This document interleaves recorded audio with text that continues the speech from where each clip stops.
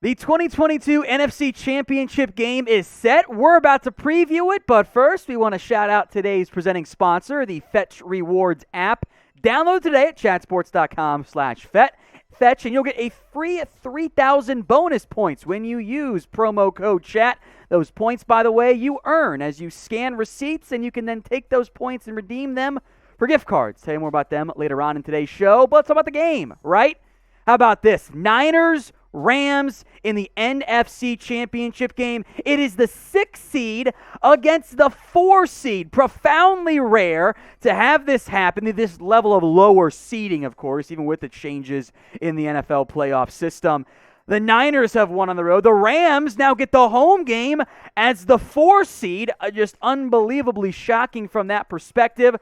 The Niners have looked great despite middling quarterback play. The Rams, as we'll get into, a thriller against the Bucs. The Niners coming off thrillers against, of course, the Cowboys and the Packers. Now it's like the NFC West Super Mega Championship Game Extravaganza 2022 or something like that. The early odds, by the way, are out. The Rams opening as a 3.5-point favorite at home. We'll break down both sides of this, but I want to begin with the game that just wrapped up. What a thriller.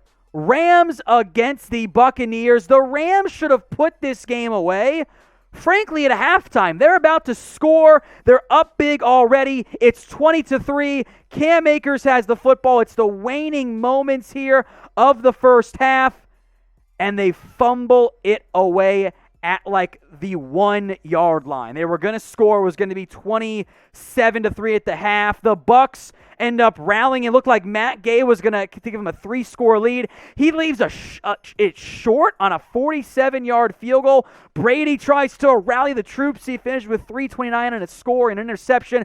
Fournette had 2 touchdowns on the ground. Cam Akers and Cooper Kupp all fumbling in this game. Akers lost 2. Cooper Kupp lost 1. The center snapped it. It was a comedy of errors. And the Rams, having had so many chances, finally put the game away when Matt Stafford hits Cooper Kupp on a bomb because the Bucs went all-out blitz. In that scenario, what are you doing running cover 0 there? And the Rams get the victory, and Brady comes up short in the divisional round. Now the Niners, behind special teams and defense, not so much their quarterback, although they did make some key third down plays, they took down the Packers 13-10. Another wild finish in this year's playoffs. All these games coming down to walk-off field goals, crazily enough, as the NFL just rakes in the money from the TV ratings from that one. Rodgers didn't play that well. The Packers left 10 points on the board thanks to special teams. They probably should have won. But the Niners gutted out another road victory. So who you got in the NFC title game? Type in 4 if you're going with the road dogs, the San Francisco 49ers, or type in R if you're going for the home favorites, the Los Angeles Rams. This is the pinned comment on today's video. So, if the ad break comes here on YouTube, take advantage of it. Head down there and let me know who you got. Let's talk Week 10 here, the previous matchups involving these two teams. The Niners, as we'll get into, have low-key kind of owned L.A. 31-10 back in Week 10. The Rams had nothing going on the ground. Matt Stafford threw 2 interceptions. The Niners won from an efficient, steady game from Jimmy Garoppolo, and Deebo Samuel, of course, went off. Then, Week 18, oh my, how things just got absolutely insane in that matchup. It looked like the Rams were going to take care of business against San Francisco. Jimmy G helps lead a miracle rally. The game that got San Francisco in, had they lost, they wouldn't even be here. Now the Rams have to avenge that game at home once again. As crazy as this sounds, for whatever reason, it's been Kyle Shanahan greater than Sean McVay, part of this weird circle of NFC West success. Like there's always one team, other team has a weakness against. The Rams have a weakness against San Francisco. Not just have they swept this year, the Niners have won 6 straight games against the LA Rams. Now, we all know the old cliche. It's very difficult to beat a team 3 times in the same year. How about beating a team 7 straight times. That is what San Francisco is aiming to do in this particular matchup against the Rams. If recent playoff games have been any indication, this one's going to be a damn fun matchup. Now for some more about today's sponsor before we come back to the game, right? Fetch Rewards. You might not have heard of it. If you have, well, cool. Download it right now. But if you haven't, here's what it is. It is an app that allows you to scan your receipts. You can then get points earned for whatever receipt you scan. It could be from Starbucks, your favorite restaurant, the store, the movies, gas, your local mom and pop shop. Whatever it is, it works with the app. The app will then give you points for your receipts. You can then redeem those points for gift cards to your favorite store. So what I am saying here is maximize your receipts. Don't just throw them away along with a giant bag of plastic bags when you go to the grocery store. Redeem them, rack them up, and get gift cards. It's kind of like how you have a credit card, which I assume most of you guys do. You then get points for using that credit card. Get points for your receipt as well. Download the app today, chatsports.com/fetch, and you'll get 3,000 bonus points when you use promo code CHAT. That link, by the way, will be in the comment section, and it'll be in the description.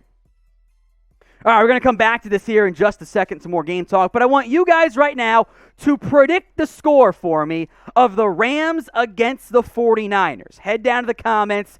Let me know what you think the score is in this one. I want to spend some more time now talking about the Rams side of this matchup. In the wild card round, as Kyler Murray went, the Rams blew out Arizona 34-11. Matthew Stafford was simple and efficient. Didn't have to ball like he did this past game against the Tampa Bay Buccaneers. Some injury notes we're going to keep an eye on throughout the week. Andrew Whitworth, who of course missed this past game due to a knee issue, hopefully he is back. We will see if that ends up being the case. He is an aging player, but he is still one of the better left tackles in the NFL. Against the Niners and that potent pass rush, the Rams are going to want Whitworth out there. Now, Eric Weddle almost blew the game with a helmet-to-helmet hit against Mike Evans, but ideally he's not playing this upcoming game for the Rams, and they get Taylor Rapp back from injury. He has been awesome this year, part of a pretty damn good Rams secondary. Missed this week with a concussion, with a full week to recover. Hopefully he's okay.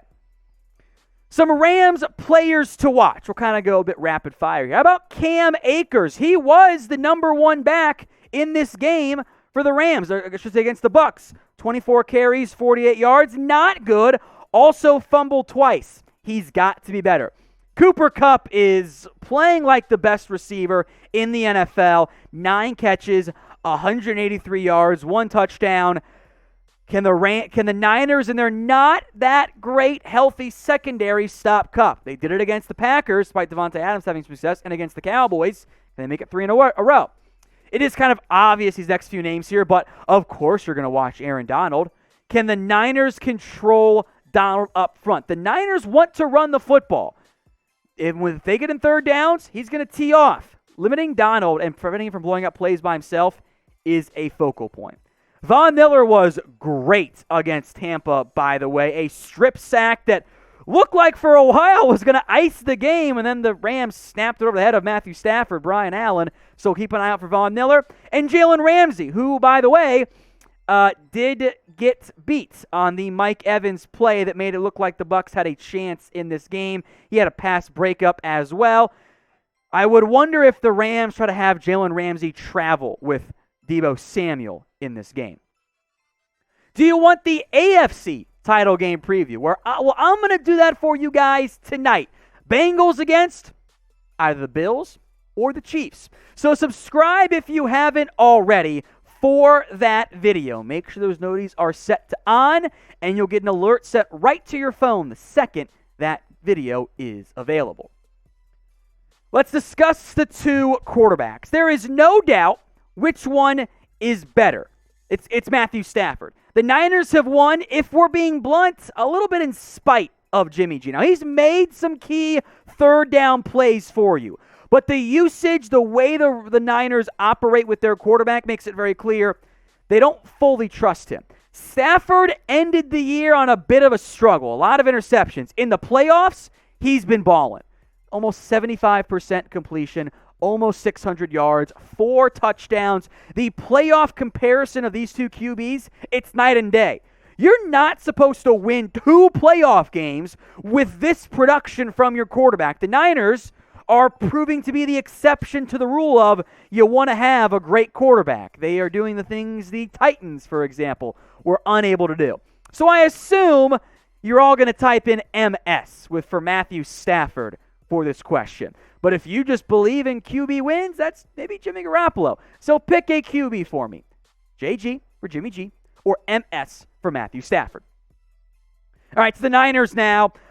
They took down the Cowboys, of course, in the NFC wild card round. Almost blew it. Jimmy G made some mistakes down the stretch, missed some open guys. The Cowboys hung around in a game they probably shouldn't have. The Niners made the Packers pay for that when the Niners hung around a game they probably shouldn't have. And I am excited to see what Kyle Shanahan goes into his bag for in this game. My number one player to watch, it's the same one you have, Deebo Samuel. Receiver/running back. Get him the ball. Good things tend to happen when he's touching the football. I want to see how George Kittle fares. The Rams linebackers, not great. Their safeties are good. Can Kittle get going in a way he hasn't always gotten going this season? How about Nick Bosa? Can he get pressure against the Rams? If Stafford's got time, especially off play action, he's going to make some things happen for you. He took deep shots and it worked. Can the Niners take that away? Can Fred Warner step up? Can he emerge against the Rams? They want to run the football. They use Tyler Higbee. He has played great this year. He is a stud. I am very curious how he fares. Now, the Niners' corners have not been great. Jimmy Ward's got to play well in this particular game. You can throw in Tart as well in this conversation. What I would advise the Niners do is not do the thing the Bucs did and run cover 0 and blitz on the game-icing play. Don't do that. That was a horrible play call by Todd Bowles.